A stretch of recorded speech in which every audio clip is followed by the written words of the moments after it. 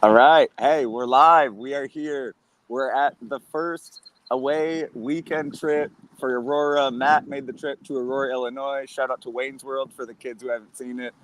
The only reason I know that town. But this is the second game coming off an 8-0 win. So we're going to talk a little bit about the win on Thursday, talk about the game today with River Lights. This is why Matt's on the ground. I didn't get to watch the game. I was with you guys at the bar, so I'm going to find out what's going on with Aurora this weekend. Matt, 8 goals, obviously the first thing that stands out. But, I mean, aside from that, they were successful. Obviously, there was a bit of imbalance maybe in talent on the teams. What did you see offensively? I saw a lot of headers. I saw some different things with the goals. Yeah, I think even compared to the scrimmages, if anyone was able to go to the scrimmages, either because you're a community owner, you're a sponsor, or whatever, I think they looked much better than those scrimmages. I think they had a lot more creativity in the attack. Colette Montgomery, the head coach, told us post game, she really challenged the team at halftime. They scored 2 in the first half, had plenty of run of play, but she really challenged them at half to say, listen, we can be better than this. We need even more creativity in the attack. We're being a little bit too simple. And I think you saw that in the second half. I think what you saw in game one is what you'll see in a lot of the regular season games for Aurora. A lot of contributors, players off the bench playing just as well as starters. Yeah.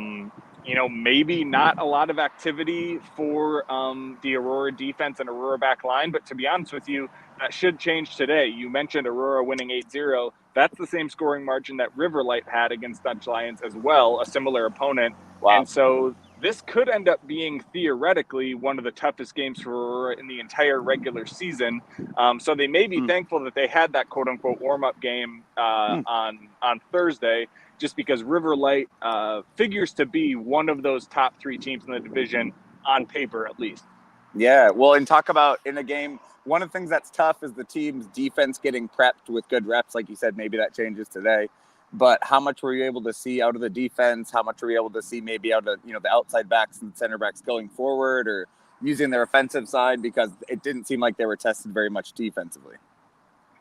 Yeah, those viewers who have watched our Twitter analysis and our notes from the scrimmages and our pregame notes from Thursday, the only real difference on the back line was at the outside back spots, and even those weren't big surprises. So to start from what we sort of knew going in, Addie Wickers and Nicole Norfolk started at center back. That was all but inked in, from training camp day one, once we knew Addie was playing center back instead of holding mid. So we sort of knew those would be the starting 2 in the middle. At the outside, there was a lot of rotation during those scrimmages. Yelena Zbilic played some outside back.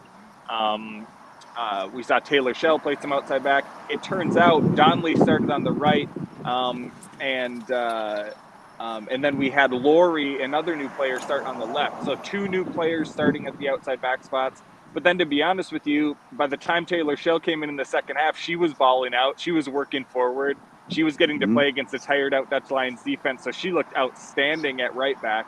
Mm-hmm. Today you could see an Eli Rapp there. We haven't seen the full game day 18. Maybe if Brian Decker's watching this, he's already been in mod 11 and he'll send us the link in the reply. But I think we will expect to see continued rotation at outside back. At center back, once Nicole subbed off, Morgan Stone actually moved back there. So I think Mm-hmm. any of our center back depth, until Asa Conte is healthy from Kansas, is actually going to be holding midfielders going back there. But I Mm-hmm. think today will be a very interesting test to see how that defensive unit does, because whether Aurora wins or not, they will be challenged back there. And so today will be a real test for them and for Taylor Kane, who in her 3rd year was named captain and finally gets that starting Oh, role she's been battling for in wow. the first 2 years. So Taylor Kane getting a test today will also be fun to see.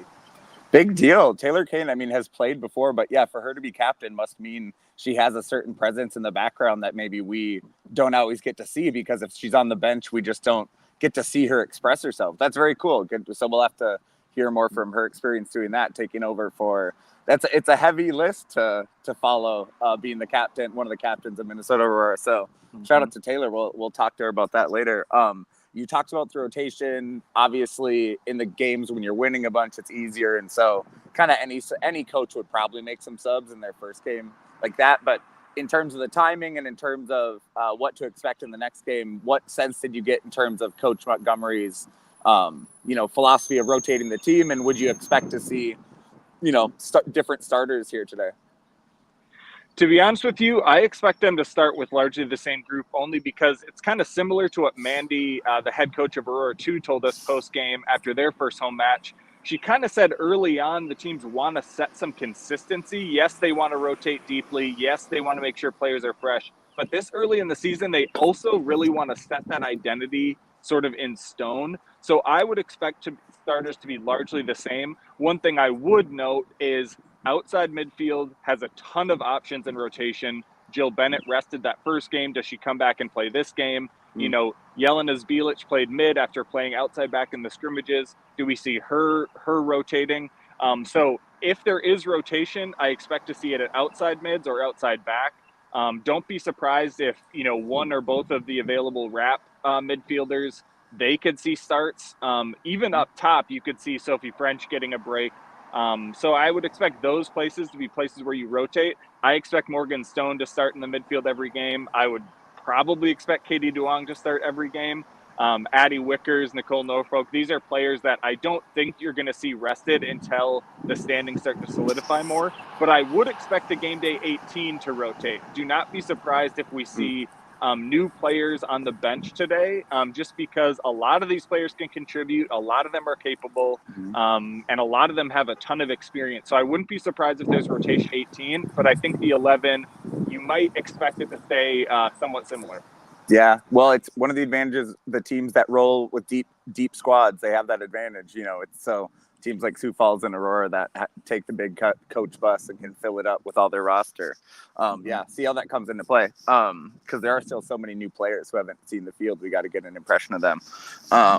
Talk about River Lights. What do you know? We know they're similar to the other Chicago teams with a lot of local D1 talent, but what else?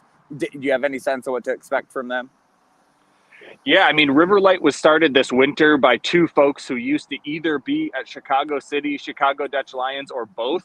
So Chad and Heather, who helped run these previous Chicago teams, sort of know the league, they know the player landscape, and they have a huge player pool, as many as 45 plus players in this mix. So they go out, they get the best talent they have, and you don't know game to game if it's going to be the same type of 18, more than two entire 18s worth of players. So yeah. I think they're playing the game that summer league teams somewhat regularly play, which is let's get the best possible talent we have, and then whoever's available is at a level high enough that they should be able to compete.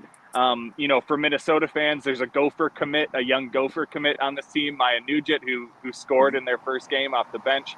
I would expect them to be much harder to break down. I would expect Aurora to be tested in how they move off the ball, how they move the ball in the space, how they create those gaps, because players like Katie Duong, the Raps, even Giada's Joe, really shined by creating those spaces and cutting apart that Dutch Lions defense. So River Light is almost definitely going to be slightly more organized and slightly more physical of staying with players. There was regularly times where you saw players like Mariah Wynn, Taylor Shell, just burst by a defender and create space. That's going to be less likely today, and so you're going to have to engineer that space through movement, through passing, and it'll also be interesting, to be honest with you, to see if Aurora presses as high. There were times on goal kicks where Sophie French was standing at the top of the 18, and as soon as the keeper touched it, she was in the 18 pressing on those goal kicks. Yeah. So do they have the guts to attempt that against a higher opponent, and will they let that press turn into offense for them? All right, we'll find out. The game's at 1. We're going to have it on here at the bar. I have to go help get the Women's Champions League game on properly on YouTube. We got to get that on broadcast next year, UEFA. Let's get those rights sold. But, yeah, everyone can come in. Aurora 2 is over at Concordia St. Paul today at 3 o'clock. So I know some people will do the doubleheader and watch these guys, and then you could go watch Aurora 2 in person. But, yeah, we'll follow everywhere. Equal time for Matt getting all those goals on the ground. But those 8 goals, Matt set up a bunch of cameras, did a huge highlight clip. And so check that out too. Yeah. Anything else for the game, Matt? No, just excited to see how this team responds. The regular season, it's almost become a running joke amongst Aurora fans where the regular season margins are so comical. This is not going to be one of those games, or at least it should be one of the tougher games Aurora faces. So yeah. Aurora fans, if you were waiting for a competitive game, this should be it. All right. Stay tuned. All right. Thanks so much, guys.